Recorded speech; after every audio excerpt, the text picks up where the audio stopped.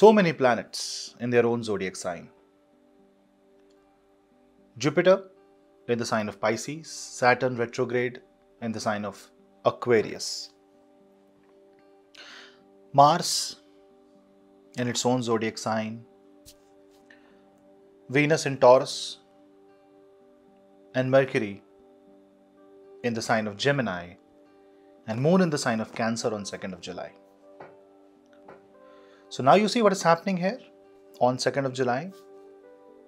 Start from Aquarius, reach till Cancer. Aquarius, Saturn, Pisces, Jupiter, Aries, Mars, Taurus, Venus, Gemini, Mercury, Cancer, Moon. So from Aquarius till Cancer zodiac sign, the lord of each zodiac sign is in their own respective houses, sequentially. This is a brilliant yoga called Mala Yoga. It is like a pearl. It's like a series of pearls, like a garland, like a necklace. And Ketu is in the sign of Libra. And if you observe, Rahu is in Aries and Sun is in the sign of Gemini during this time.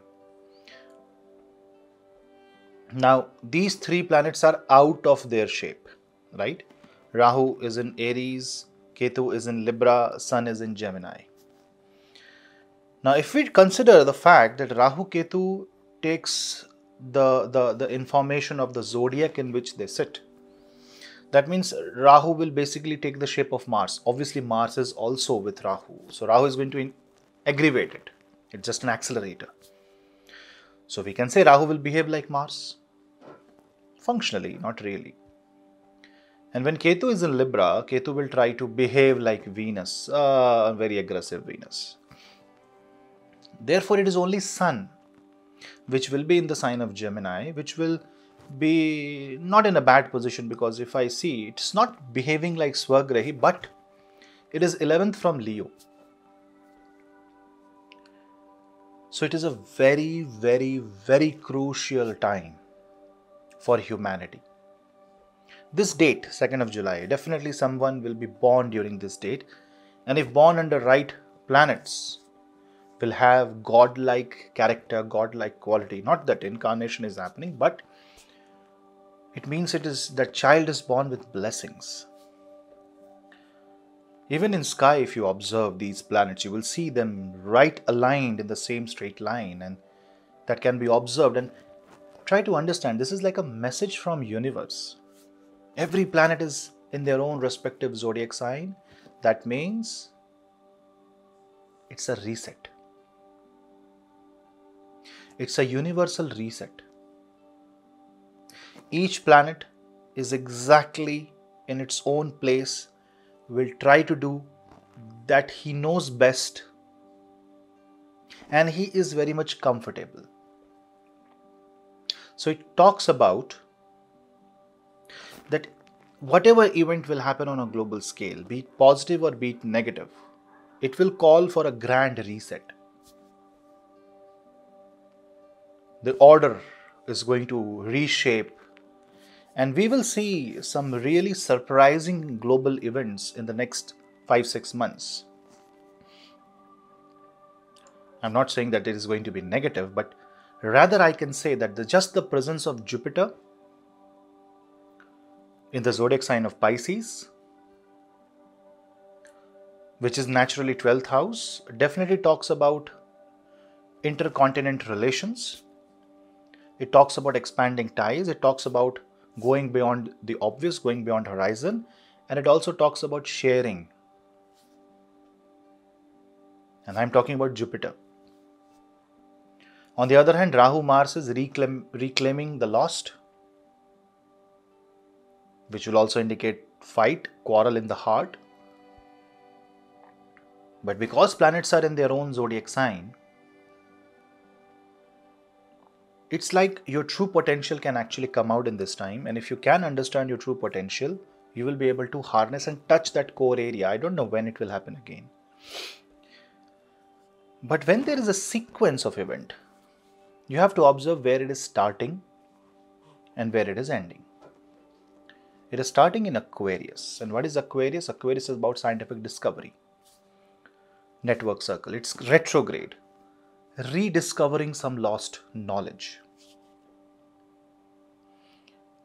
People who are involved in past life regressions, Akashic readings, healing, they will increase over time. A lot of people will remember their true strength. Civilizations will remember their old power, old strength in the positive sense. Culture will flourish.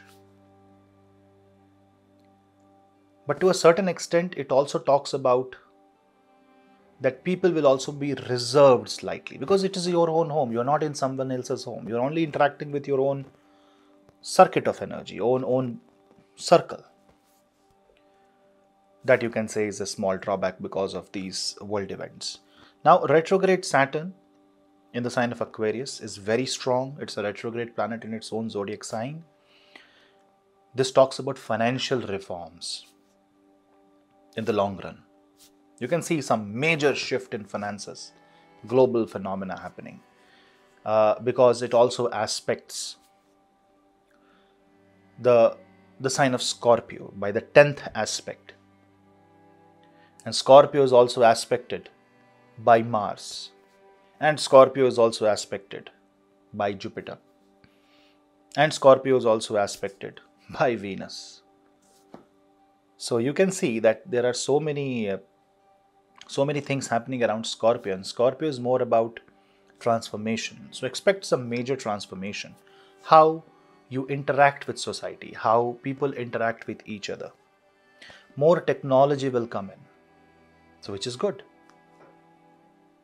Space exploration, deep sciences, deep ocean, knowing the unknown will be the theme, because now you will know more and more. That's the Saturn retrogradation.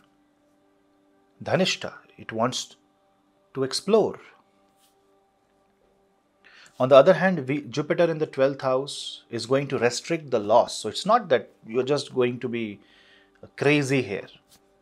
Jupiter in Pisces is more about sharing the knowledge, coming together as a unity. So society must come together as unity.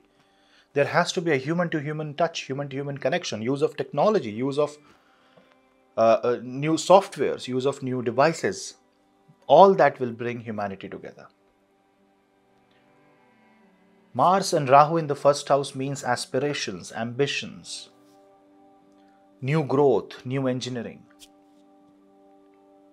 machine learning, artificial intelligence. All these things will be on the rise. Yes. You can't use greed here because Saturn is watching that. Only essentials. Venus in the second house takes care of the resources. It is in the Rohini Nakshatra. Mercury has just moved in the sign of Gemini, talking about initial communication. And Moon is calm, meditating in the sign of Cancer. This sequence talks about internal communication. When you are in your own space, when the planets are in their own sphere,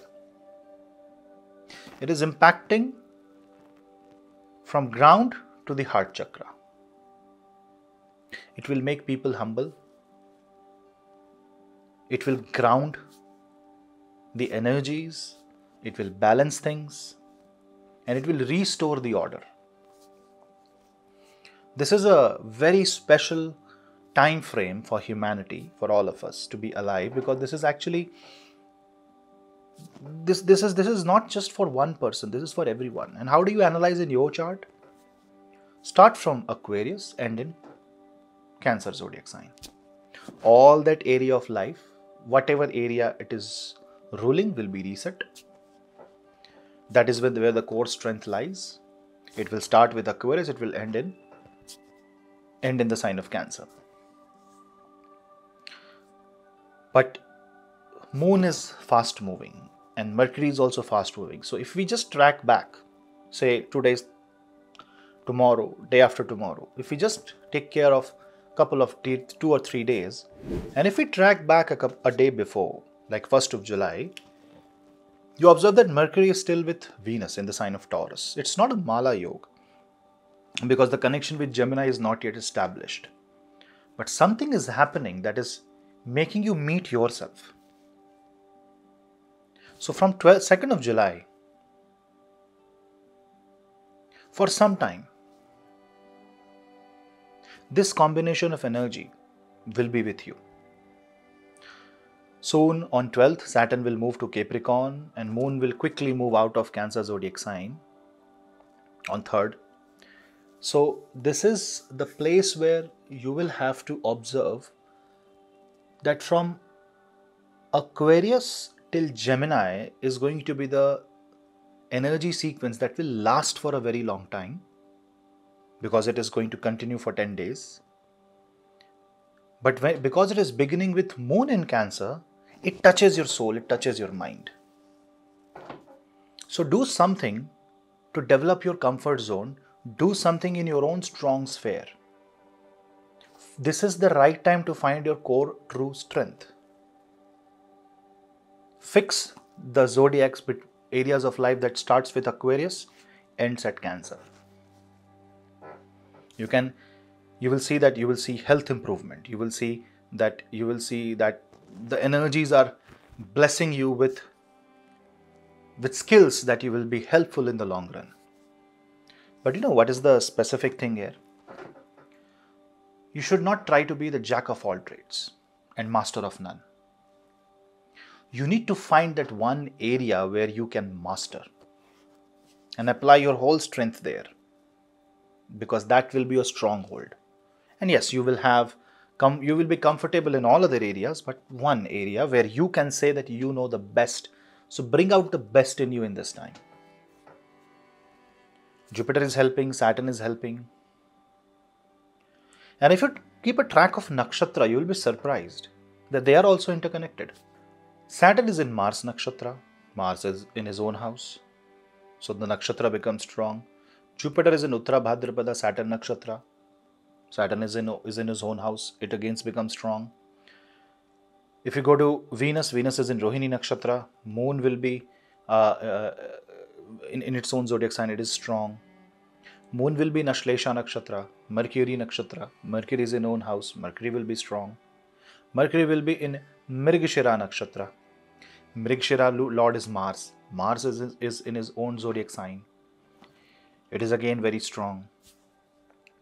But there is one planet which is not in a nakshatra that is controlled by which is not in his own zodiac sign, and that is Mars himself. Mars is in Ashwini nakshatra, and Ashwini is the nakshatra of Ketu. So Mars is more dedicated and focused in the 1-7 axis, which means you can expand your horizon, you can innovate, you can build your life, you can start whatever you start now will be for a very long run. You can build your future. It's like a time of humanity where your efforts will give you peace, and you should look out for mental peace. Especially people who have an afflicted moon, afflicted Mercury, afflicted Saturn will see that peace will come to them. You also need to observe the start and end. If it is happening in a way that it starts at a negative house, end in a negative house, or if it starts in a negative house, impacts a positive house, then you need to be careful. But overall, in general, if I see, this is like a flavor. This is like over the top effect of planets, because obviously individual planets are going to have their own effect, and this is not going to last for a very long time. It is just a 5, 6 day, 10 day effect. But nothing in astrology is like momentarily. It's all a part of grand plan. Imagine a set of wheels that are rotating in a certain speed relative to each other for the next million years. If one of the wheel is not designed to rotate in a particular manner, if it is just off by say one revolution or one rotation, the entire mechanism will fail.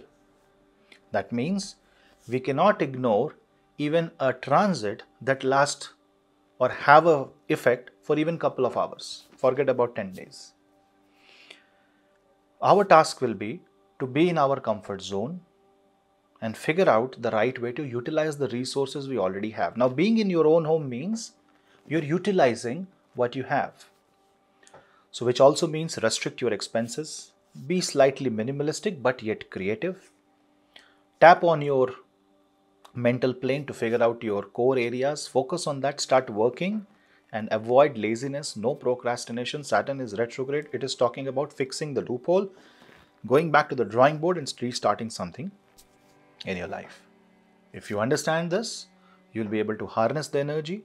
It is a very good time for people who are into technical fields. It is a very good time for people who are preachers, astrologers, teachers. It's a very good time for healers. It is a very good time for people who want to do mantra siddhi. And when universe has this message for all of us, it means, hey, stop fighting with each other. This is the message that is encoded as Vasudhaiva Kutumbakam. The world is one family and we all are one consciousness. I hope you get that message. We'll meet in the next video. Till then, namaste.